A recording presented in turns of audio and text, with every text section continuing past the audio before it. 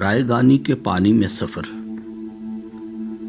سفر کا جب آغاز مل کر کیا تھا، گرجتی ہوئی موسلادھار بارش تھی اور رات کا کوئی آدھا پہر تھا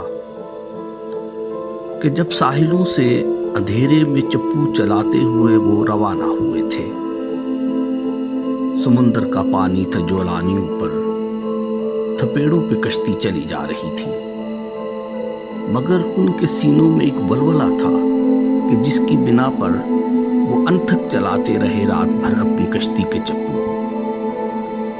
اندھیرا کڑا تھا، مگر اس اندھیرے سے لڑتے ہوئے وہ سمندر میں کتنی ہی دور آ گئے تھے۔ یہی سوچ کر مچھلیاں ان کے بازو کی تھکتی نہیں تھی، مگر پھر اچانک سویرا ہوا۔ فاصلوں کی ربڑ ہاتھ سے کھینچ کر جیسے چھوڑی کسی نے، وہ ساحل کے آغاز پر ہی کھڑے تھے۔ سفر رائے گاں پانیوں میں ہوا تھا۔